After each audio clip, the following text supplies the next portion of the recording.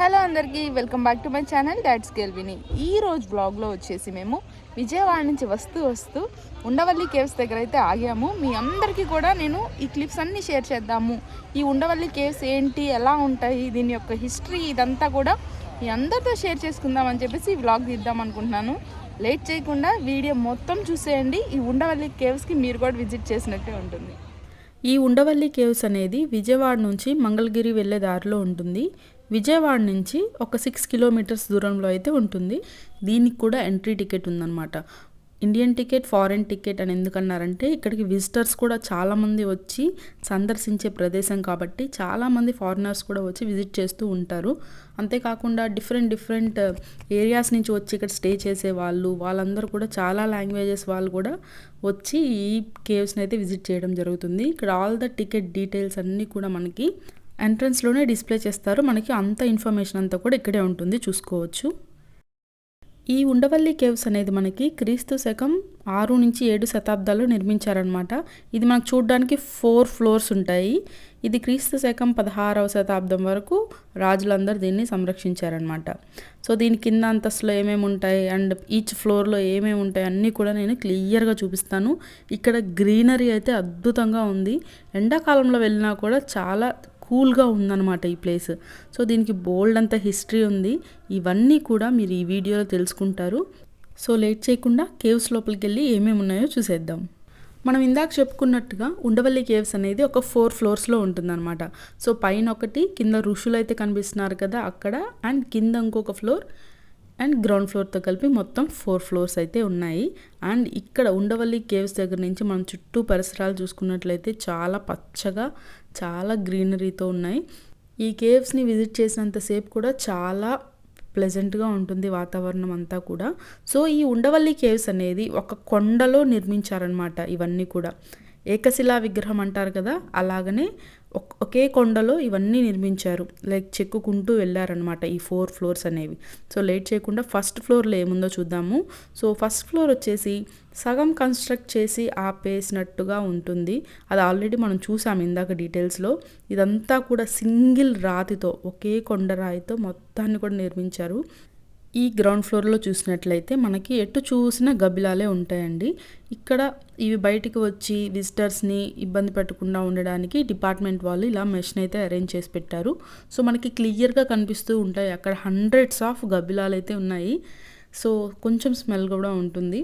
కింద అయితే ఏమీ లేదు, జస్ట్ ఓన్లీ ఇలా మనం చూసినట్లయితే కట్టడం వరకు ఉంటుంది. అండ్ ఇటు సైడ్ అన్నీ కూడా గబ్బిలాలు ఉంటాయి. మనకు కొంచెం ముందుకు వెళ్ళే కొద్ది కూడా గబ్బిలాలే ఉంటాయి. ఇదంతా కూడా కొండరాయి అనమాట. సో గ్రౌండ్ ఫ్లోర్ అనుకుందాము. గ్రౌండ్ ఫ్లోర్లో వచ్చేసి చూడడానికి ఏం లేదు, మనం చూడాల్సింది మొత్తం కూడా పైనే ఉందన్నమాట. ఒక్కసారి జూమ్ వేసి చూపిస్తాను ఎన్నెన్ని బ్యాట్స్ ఉన్నాయో లోపల. అండ్ దీనికి పైన ఓపెన్ ఉంది, రావాలి అనుకుంటే అది ఎలా అయినా రావచ్చు. సో ఎందుకైనా మంచిది కొంచెం దూరంగా ఉండి క్యాప్చర్ చేయడం జరిగింది. మీరు చూస్తున్నట్లయితే ఎన్ని గబ్బిలాలన్నీ కూడా వేలాడబడుతూ ఉన్నాయన్నమాట. సో ఇంకా ఫస్ట్ ఫ్లోర్కి అయితే వెళ్ళి చూద్దాము. ఫస్ట్ ఫ్లోర్లో ఇలాంటి గదులు ఉన్నాయన్నమాట. ఇలాంటివి ఒక 3-4 గదులు అయితే ఉన్నాయి. సో లోపలికి చూడడానికి అయితే ట్రై చేసాం, ఎందుకంటే అంతా కూడా లాక్స్ వేసి పెట్టారు. ఇక్కడ వచ్చేసి ఏమీ లేవన్నమాట, చాలా ఎంప్టీ రూము. అండ్ మనము దూరంగా చూసినట్లయితే ఏదో ఒక విగ్రహాన్ని పెట్టి తీసినట్టుగా అనిపించింది మాకైతే. సో ఇలా 4 రూమ్స్ అయితే ఉన్నాయి. ఈచ్ అండ్ ఎవ్రీ రూమ్లో కూడా ఏవో పెట్టేసి తీసేసారా అన్నట్టు అనిపిస్తూ ఉందన్నమాట. సో ఈ ఫస్ట్ ఫ్లోర్లో మొత్తం ఇలా గదులు అయితే ఉంటాయి. అండ్ మీరు నా లాస్ట్ వీడియో చూసినట్లయితే పానకాల లక్ష్మీనరసింహస్వామి టెంపుల్ వీడియో అయితే తీశాను. అక్కడ ఒక గుహ చూపించి నేనేం చెప్పానంటే ఇక్కడ నుంచి ఉండవల్లి కేవ్స్కి మార్గం అయితే, స్వరంగ మార్గం అయితే ఉంటుంది అని చెప్పాను. సో ఇక్కడ కూడా ఇక్కడ నుంచి అదే పానకాల లక్ష్మీనరసింహస్వామి టెంపుల్కి స్వరంగ మార్గం అయితే ఉంటుంది. సో విజిటర్స్ వచ్చి అక్కడికి వెళ్ళడానికి అట్లా ట్రై చేస్తూ ఉంటారని చెప్పేసి డిపార్ట్మెంట్ వాళ్ళు క్లోజ్ చేయడం అయితే జరిగిందనమాట. సో అక్కడి నుంచి ఇంద్రకీలాద్రికి కూడా స్వరంగ మార్గం ఉంది అనేసి చెప్తూ ఉంటారు. ఎందుకంటే ఇంతకుముందు రాజులు, రాణులు ఎవరైతే ఇక్కడ ఉన్నారో వాళ్ళు పబ్లిక్లో వెళ్లకుండా వాళ్ళ సేఫ్టీ పర్పస్ ఇలా స్వరంగ మార్గంలోకి వెళ్ళి ఆలయాన్ని దర్శించుకోవడం అలా చేసేవాళ్ళంట. ఇలా చూస్తున్నట్లయితే మనకి వ్యూ అయితే అద్భుతంగా ఉంటుంది. ఈచ్ అండ్ ఎవ్రీ పిల్లర్ మీద కూడా కార్వింగ్స్ అయితే చాలా బాగున్నాయి. ఎందుకంటే ఇవి ఎన్నో శతాబ్దాల నాటివి కాబట్టి చూడడానికి కూడా చాలా ఇంట్రెస్టింగ్గా ఉంటాయి. మనం అలా ముందుకు వెళ్ళినట్లయితే ఒక పెద్ద రాతి మీద ఏదో రాసినట్టు ఉంది. అది ఏ లాంగ్వేజ్ అనేది సంస్కృతమా ఏంటి అనేది మనకు ఐడియా లేదు, కానీ ఎంతో చక్కగా ఇప్పటికీ టచ్ చేస్తున్నట్లయితే ప్రతి అక్షరం కూడా మన చేతికి తగులుతూనే ఉందన్నమాట.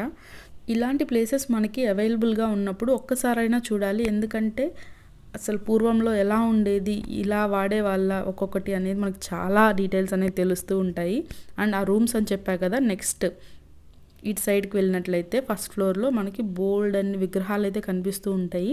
ఈ ఫ్లోర్లో బ్రహ్మ, విష్ణు, మహేశ్వరుడు రాతి విగ్రహాలు ఉంటాయి.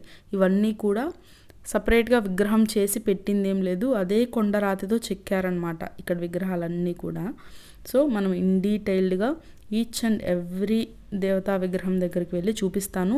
ఇలా ఏముండదులే అని ఎక్స్ప్లోర్ చేసే టైంకి నాకు ఆ కార్నర్లో చూసి సడన్గా గూస్ బంప్స్ వచ్చాయి. ఏంటా అని వెళ్ళి చూశాక అర్థమైంది ఏంటంటే విఘ్నేశ్వరుడి విగ్రహం అనమాట. ఇది కూడా ఆ కొండరాతితోనే అక్కడే చెక్కడం అయితే జరిగింది.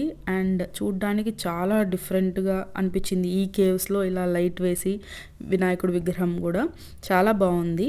ఇక్కడ నుంచి మనం కొంచెం రైట్ సైడ్కి వెళ్ళినట్లయితే మరిన్ని విగ్రహాలతో పాటు ఇంకొన్ని రూమ్స్ ఉన్నాయని చెప్పాను కదా, అవన్నీ ఇటు సైడ్ ఉంటాయి అన్నమాట. ఇక్కడ వచ్చేసి బ్రహ్మ, విష్ణు, మహేశ్వరుడి విగ్రహాలు అయితే ఉంటాయి. అండ్ కొండరాతి మీద ప్రతిదీ చాలా స్పెసిఫిక్గా డీటెయిల్డ్గా కనిపిస్తూ ఉన్నాయన్నమాట. అండ్ ఈ విగ్రహాలన్నీ కూడా చాలా డిఫరెంట్గా ఉన్నాయి. ఇప్పటి విగ్రహాలతో పోలిస్తే అప్పట్లో చెక్కిన విగ్రహాలు చాలా డిఫరెంట్గా కనిపించాయి అన్నమాట. ఇక్కడ ఉండే రూమ్స్లో ఏంటంటే అప్పట్లో ఉన్నటువంటి రాజులు ఎవరైతే ఉన్నారో వాళ్ళంతా విశ్రాంతి తీసుకున్నారు అని చెప్తూ ఉంటారు ఈ రూమ్స్ అన్నిట్లో. ఇక్కడ మనం చూస్తున్నట్లయితే ఉగ్ర నరసింహస్వామి స్వరూపం అయితే ఉంది విగ్రహము. అండ్ వెళ్ళే కొద్దీ కూడా చాలా డిఫరెంట్గా శివుడి విగ్రహం అనమాట. చెప్పాను కదా, బ్రహ్మ, విష్ణు, మహేశ్వరుల విగ్రహాలు అయితే ఇక్కడ ఉన్నాయి. సో ఈ ఫ్లోర్లో వచ్చేసి ఇవే అనమాట. సో మనకి పిల్లర్ మీద మంచి కార్వింగ్స్ అయితే ఉన్నాయి. ఇక్కడ ఫ్లోర్లో రూమ్స్ అయితే ఉన్నాయి. అక్కడ మీరు చూసినట్లయితే ఇంకా చాలా చాలా రూమ్స్ ఉన్నాయి. అండ్ విఘ్నేశ్వరుడి విగ్రహం అయితే ఉంది. కొన్ని విగ్రహాలు అయితే శిథిలమైపోయాయి అనమాట.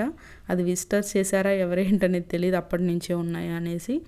సో ఇక్కడికి వచ్చి కూడా కొండల మీద రాయడాలు ఇవన్నీ చేస్తున్నారు. సో అపార్ట్ ఫ్రమ్ దట్ ఈ ఫస్ట్ ఫ్లోర్లో అయితే ఇవన్నీ అనమాట డీటెయిల్స్. ఈ కేవ్ని చూస్తున్నంతసేపు చాలా ఇంట్రెస్టింగ్గా ఉంది. ఎందుకంటే ఇప్పటి వరకు చూడని కొన్ని కొత్తగా చూస్తున్నంతసేపు చాలా ఎగ్జైటింగ్గా ఉంది. ఏమేమి ఉన్నాయా, మన హిస్టరీలో ఇన్ని కట్టడాలు ఇంత అద్భుతంగా చేశారా అనిపించింది. అజంతా ఎల్లోరా కేవ్స్ లాగా అనిపించాయి ఈ మాన్యుమెంట్స్ అన్నీ కూడా. నెక్స్ట్ అయితే పైకి అయితే వెళ్దాము. ఇక్కడ వెళ్ళడానికి కూడా చాలా చిన్న మార్గం అయితే ఉంది. ప్రతిదీ కూడా చాలా డీటెయిల్గా కట్టుకున్నారు. అండ్ ఈ ఫ్లోర్లో వచ్చేసి గోడ నిండా కూడా డిఫరెంట్ దేవతామూర్తి విగ్రహాలు అయితే ఉన్నాయి. అండ్ ఈ ఫ్లోర్లో మనం చూడడానికి ఒక అద్భుతమైన ప్రదేశం అయితే ఉందన్నమాట. ఇక్కడ మనము అనంత పద్మనాభ స్వామిని మనం దర్శించుకోవచ్చు. సో ఈ విగ్రహానికి ఎంతో హిస్టరీ ఉందన్నమాట. సో లేట్ చేయకుండా మనం ఎక్కడైతే అనంత పద్మనాభ స్వామి విగ్రహాన్ని చూస్తామో అక్కడికైతే మిమ్మల్ని తీసుకొని వెళ్తాను, వచ్చేయండి. మనము బయట నుంచి చూస్తున్నట్లయితే స్వామివారి విగ్రహం ఇలా ఉంటుందన్నమాట. సో పవలించినట్టుగా ఉంటుంది విగ్రహం అయితే.